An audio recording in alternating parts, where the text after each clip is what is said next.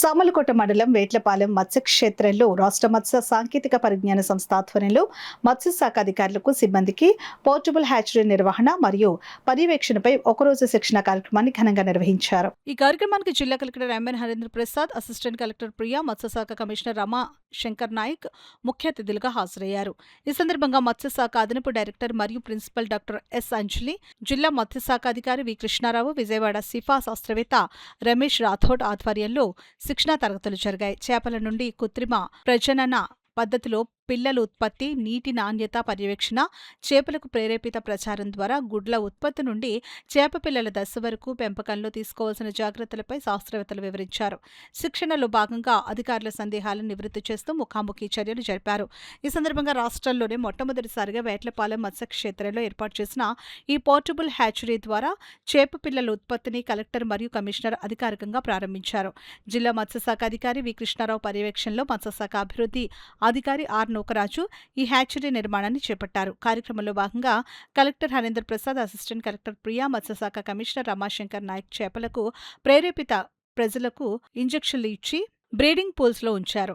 అనంతరం శిక్షణ పూర్తి చేసుకున్న అధికారులకు జిల్లా కలెక్టర్ సర్టిఫికెట్లను ప్రదానం చేశారు. ఈ సందర్భంగా జిల్లా కలెక్టర్ హరేంద్ర ప్రసాద్ మాట్లాడుతూ రాష్ట్ర వ్యాప్తంగా మత్స్యకారుల ఆర్థికాభివృద్ధి కోసం ప్రభుత్వం సరికొత్త వినూత్న కార్యక్రమాన్ని ప్రారంభించిందని అన్నారు. అంతర్జాతీయంగా ఎదురవుతున్న ధరల హెచ్చుతగ్గులు, ఇరాన్ యుఎస్ ఉద్రిక్తతలు మరియు అమెరికా ఎగుమతుల ఇబ్బందుల నుండి ఆక్వా రంగాన్ని కాపాడడానికి దేశీయ అవసరాలకు తగ్గట్టుగా స్థానిక చెరువుల్లో చేపల పెంపకాన్ని పెంచాలని నిర్ణయించినట్లు ఆయన పేర్కొన్నారు.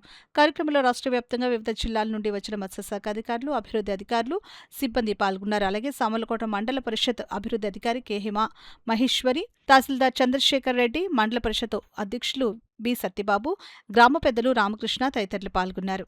రాష్ట్ర వ్యాప్తంగా కూడా చాలా మేలు జరుగుతుంది నేనైతే నమ్ముతున్నాను. మనము కోస్టల్ అక్వాకల్చర్ చూస్తే చాలా ఫ్లక్చుయేషన్స్ ఇన్ ప్రైసెస్ కూడా ఒక సమస్య మనం ఎదుర్కొంటున్నాం. సడన్గా ట్రంప్ ఏదో ఒకటి చెప్తాడు, ఆటోమేటిక్గా మనకి ఎక్స్పోర్ట్ అని ఇబ్బంది అవుతుంది. Iran US war is another headache. So ఇలాంటి షాక్స్ నుంచి మనము ఒక బఫర్ ఉండాలి. మన అభివృద్ధి ఇలాగే కొనసాగాలంటే మనం వినూత్నమైన కార్యక్రమాలు తీసుకోవాల్సిన అవసరం ఉంది. మనకున్న డొమెస్టిక్ కన్సంప్షన్ కూడా పెంచుకునే విధంగా, డొమెస్టిక్ నీడ్స్ని మీట్ చేసే వెరైటీస్ని పెంచుకునే విధంగా మనం ఈ కార్యక్రమం తీసుకొస్తున్నాము.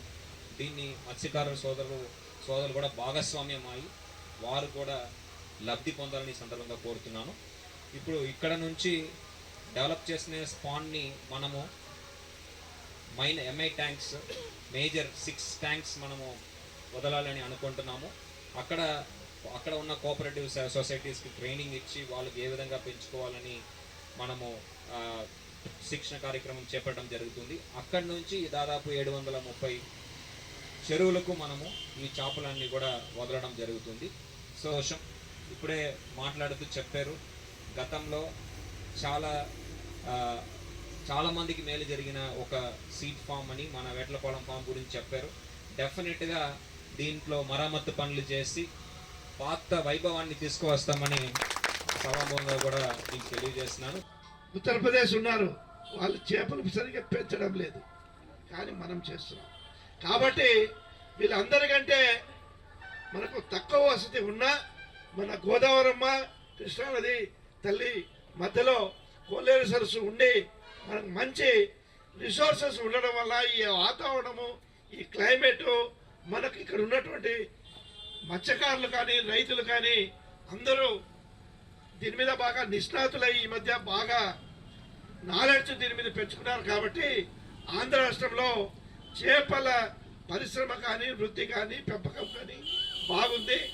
దీన్ని ఇంకా ఉన్నత శిఖరాలకు స్థితికి తీసుకెళ్లాలంటే ఖచ్చితంగా మీరందరూ కేవలం ఇది శిక్షణనే కాదు, ఎందుకంటే ఇటువంటివి ఇంకా చాలా 4-5 సార్లు చేస్తాము. ప్రస్తుతానికైతే మన కృష్ణారావు గారు, నేను చూశాను ఆల్రెడీ ఒక 10-15 రోజుల ముందు చూశాను. మన అసిస్టెంట్ కలెక్టర్ గారు దీనికి సంబంధించి ఆమె కొంత డబ్బులు కూడా మంజూరు చేసినట్టుగా తెలిసింది. సరే, కలెక్టర్ గారి ఆధ్వర్యంలో ఇవన్నీ మంచి కార్యక్రమాలు ఈ జిల్లాలో జరుగుతున్నాయి కాబట్టి వారికి ప్రత్యేకంగా అభినందనలు తెలియజేస్తారు.